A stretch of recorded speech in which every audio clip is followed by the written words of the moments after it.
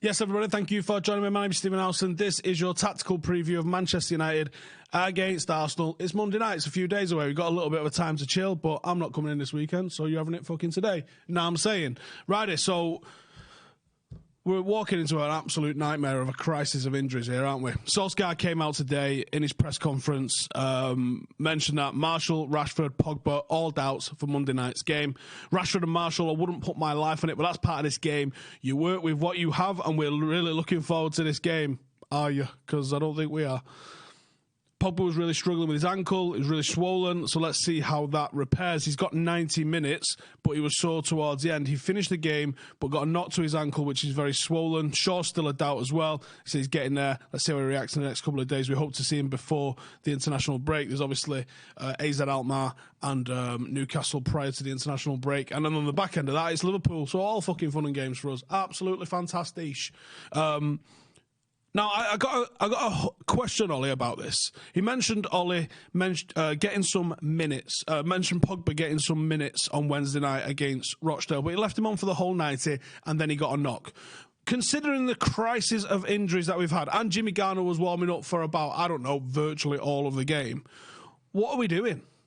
What are we doing where we put ourselves in harm's way? Now, I'd heard on the grapevine that Marcus's groin injury is nowhere near as bad as was first thought, and I would expect that he's on the bench, if not playing on Monday night. And that terrifies me, because Marcus is going through an absolute torrid time at the moment. He's getting some stick off the fans. He isn't scoring. But that's not going to improve by playing when you're not 100%. Marcus has struggled with an injury since Henderson took his ankle off him in about February. This would have been the perfect opportunity to get the ankle fixed, to sort the groin out, but it looks like he's probably going to end up featuring, if not playing. Because let's be honest, if you're fit enough for the bench, you're still going to go through the warm-up the same as everyone else. You're still going to be hitting balls, which means you're probably still going to be training, probably tomorrow and probably Sunday as well. That's not really any sort of time. For someone who relies on pace like Marcus, a tweaked groin is as bad as a torn groin, really, isn't it? If it ain't 100%, it's going to go when you start sprinting at some point anyway. Absolute nightmare. In terms of the form of both teams coming into this, United have been unbeaten in their last 3 Premier League home games against Leicester, Astana and Rochdale before everyone gets excited. Only 1 win in the last 5 Premier League games, currently sitting 8th in the league table. Failed to keep a clean sheet in any of our last 11 away matches in all competitions, stretches all the way back. The worst run since April and December 2002. We've lost 7 of our last 15 Premier League games. We've won 4, drawn 4.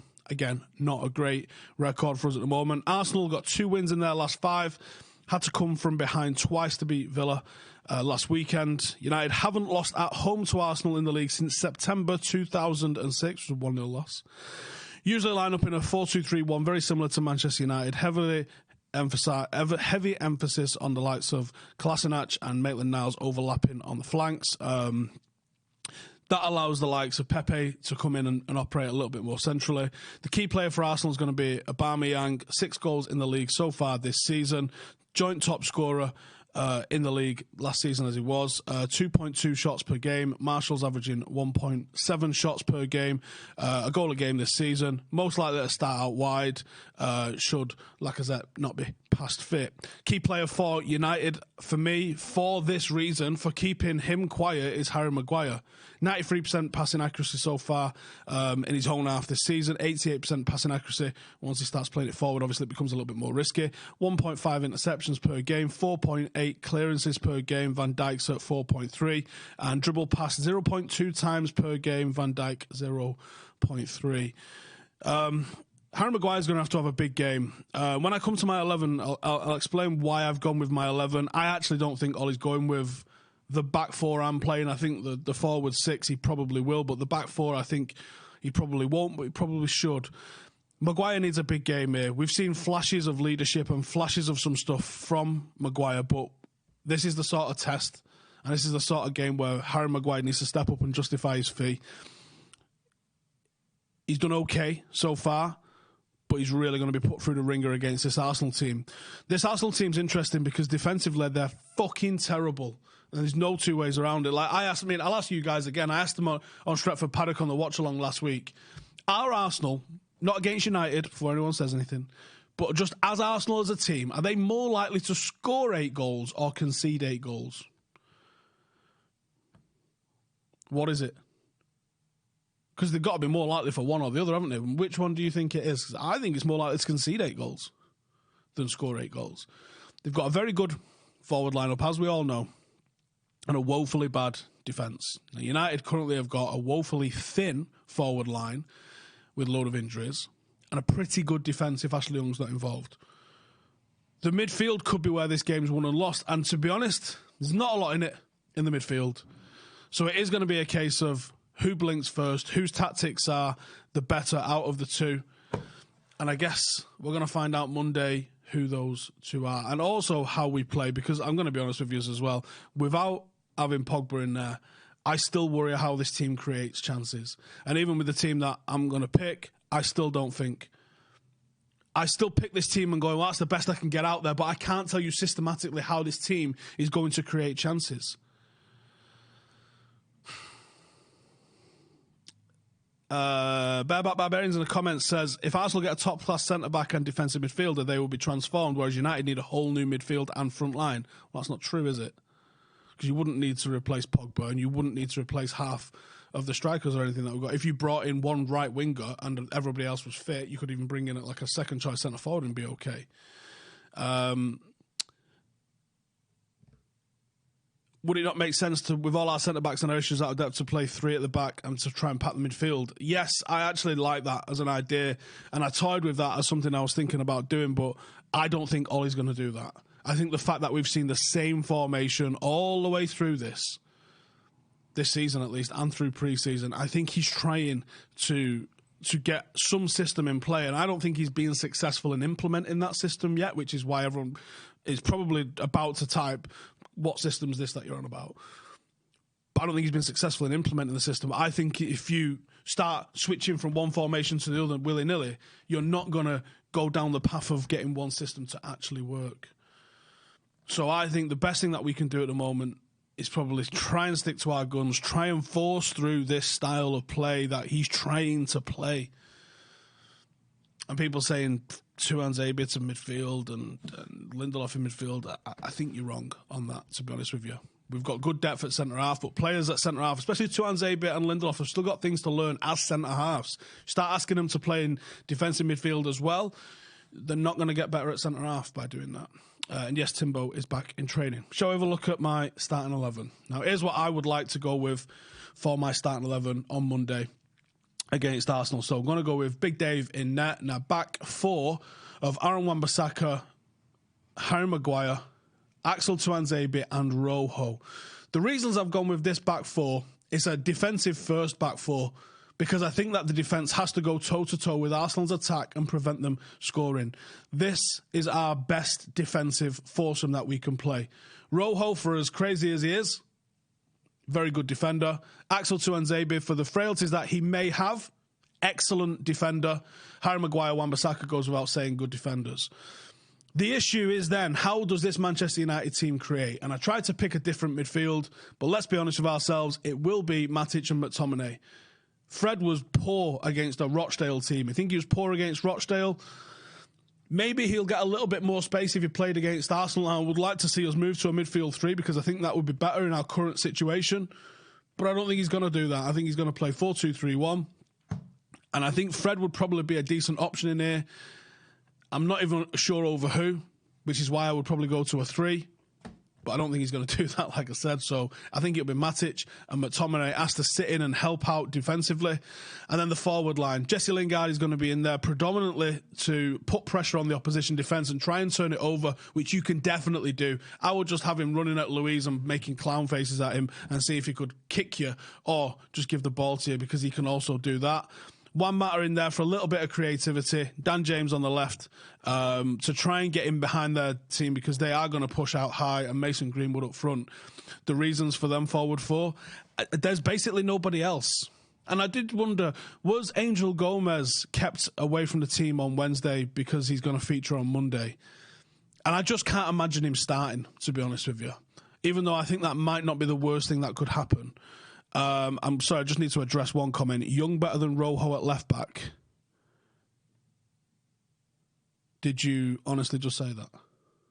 Are you mad? Are you absolutely insane? No, he's not. Rojo gets caught out when you ask him to do both attacking and defending, but in this instance, he wouldn't be crossing the halfway line. He'd just be there as a pure physical defender, which Rojo is very good at. Let's not get it twisted. He's not as good at left back as he is at centre half, but I'm not going to put him at centre half in this team. He's going to be a left back. Or you can tell him he's the left of a centre half 3, if you like, and he doesn't have a wing back. But no, Rojo is infinitely better defender than Ashley Young. Are you fucking insane? Now, you can decide whether or not he's actually a better creator or not than Ashley Young. That's up for debate. But I just don't think that's going to happen. I think this team's not going to cross the halfway line. I worry for how this team will create against Arsenal. I really worry for how this team can create against Arsenal. You'll probably, again, looking for a little bit of an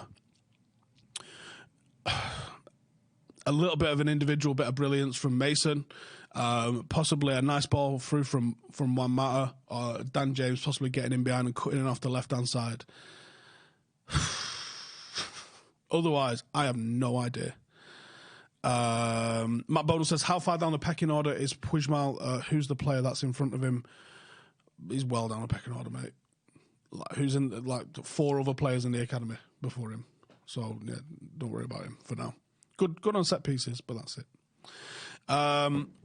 So that's the starting 11 that I'm going to go for. In terms of a score prediction, I don't even know where to start. I don't have a lot of confidence for United going into this game. I'll never sit here and say that I think we're going to lose for definite. I mean, it's a football fan's prerogative to be slightly deluded and optimistic, isn't it? That's why we turn up.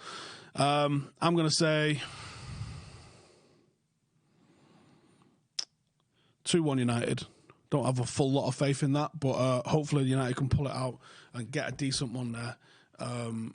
Big game time for Jesse Lingard to step up again and do what he does against Arsenal. Some big performances needed. Definitely some big performances needed.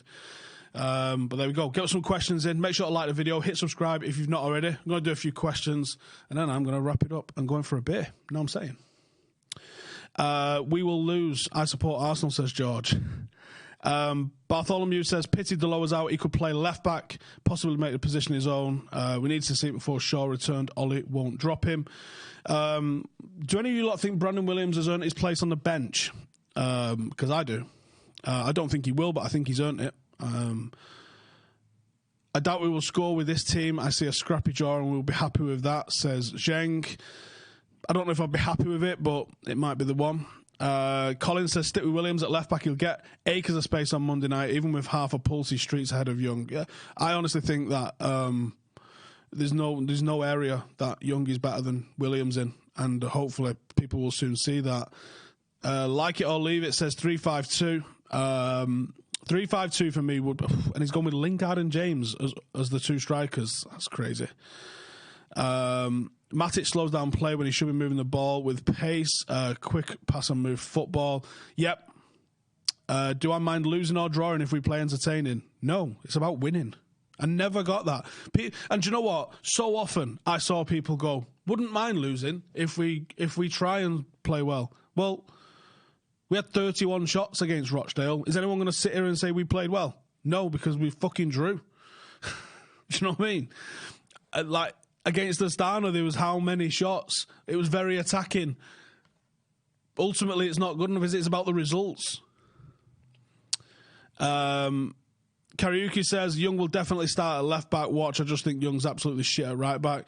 I agree. And like I said prior to going into this, I don't expect Ollie to play this back 4. I think he probably will play the forward 6, but I just had to go with the back 4 because I couldn't logically go with Lindelof knowing the aerial threat that Arsenal have got, or with Ashley Young knowing the footballing ability Arsenal have got. I couldn't pick either of those and sit here and make an argument for why those guys are playing. Rojo's a better defender, and I think Axel Tuanzebe, probably for me, man of the match against Rochdale, giving him the captain's armband probably has more meaning than we want to address to it. And I think that there is an opportunity there for Axel to make himself the second choice right back at United prior to the end of the season. Whether or not he can do that this week, I don't know, but that is the defence that I would go with. Everything else is just fucking paper thin at the moment, and I will see. When will we see James Garner in the team? I honestly thought we'd have seen him in midweek. Bar that, who the hell knows, man. Pepe versus Ashley Young.